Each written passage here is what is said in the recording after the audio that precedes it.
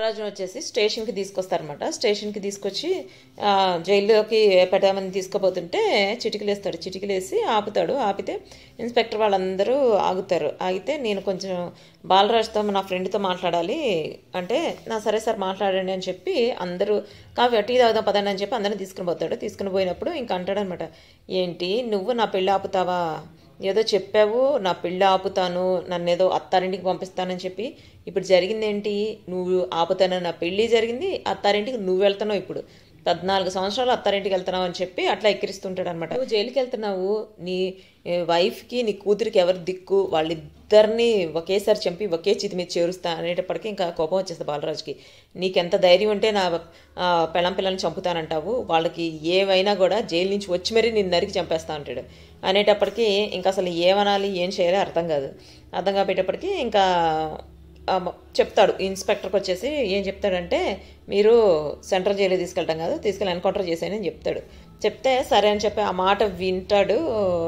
ఆ ఎస్ఐ విని సరే అని చెప్పి తీసుకుపోతాడు బయటికి, సెంట్రల్ జైలుకి అని చెప్పి తీసుకుపోతాడు. తీసుకుపోతే అక్కడ ఒక కానిస్టేబుల్ ఉన్నాడుగా, ఏదో జరగబోతుందని చెప్పి పసిగడతాడు. కావ్య చిన్ని వాళ్ళ నాన్న కలవడానికి వస్తారనమాట. బాలరాజును కలవడానికి వచ్చేటప్పటికి ఇట్లా అని చెప్పి సెంట్రల్ జైలుకి అని చెప్పి ఫారెస్ట్కి తీసుకెళ్లారు, నాకు తెలిసి ఏదో ప్లాన్ చేసినట్టున్నారు, మీరు వెళ్ళి రక్షించండి, నేను ఎట్లయినా మీకు ఏదైనా హెల్ప్ కావాలంటే ఫోన్ చేయండి, నేను హెల్ప్ చేస్తాను, కానీ సెంట్రల్ జైలుకి మాత్రం చేర్చండి అనేటప్పటికి సరే అని చెప్పి వెళ్ళిపోతారు. వెళ్ళిపోతే ఇంకెక్కడ ఎన్కౌంటర్ చేయబోతున్నారని చెప్పి ప్రోమోలో వచ్చింది ఏంటంటే, మరి ఇక్కడ ఎన్కౌంటర్ చేయబోతున్నారని చెప్పి తెలిసి ఇంకా తప్పించుకోవడానికి చూస్తాడు. ముఖానికి అసలు కట్టేస్తారనమాట, క్లాత్ వేసేస్తారు.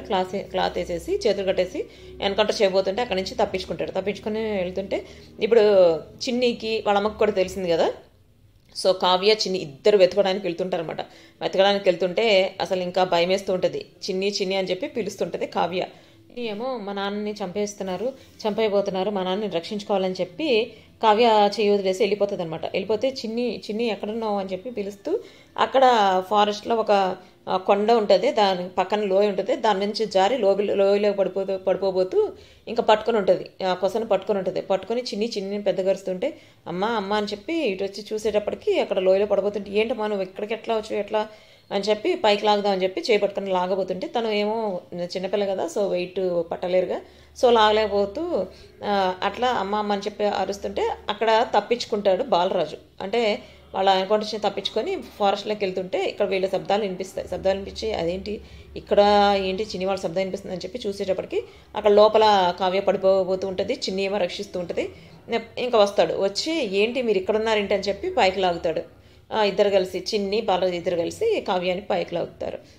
కావ్యని పైకి లాగుతారు. పైకి లాగిన తర్వాత ఏంటి మీరు ఇద్దరు ఇక్కడ ఉన్నారంటే, నీకోసం వచ్చాము, జైలుకి నేను కలుద్దామని వచ్చేటప్పటికి కానిస్టేబుల్ చెప్పాడు మిమ్మల్ని ఫారెస్ట్కి తీసుకెళ్లారని చెప్పి, నీకోసం వచ్చాము అని చెప్పి అంటదనమాట కావ్య. అంటే చిన్ని లేదు, నాన్న నువ్వు ఏం అవ్వలేదా నీకు, నువ్వు మా కోసం వచ్చావా అని చెప్పి హ్యాపీగా సంతోషంగా ఫీల్ అవుతుంది. ఎస్ఐ కాల్ చేయాలి, ఎన్కౌంటర్ చేశాలని చెప్పి గన్ గురి పెడుతూ ఉంటాడు. గన్ గురి పెడుతూ ఉంటే ఇది మనకు ప్రమోలో చూపించారు. నెక్స్ట్ ఒక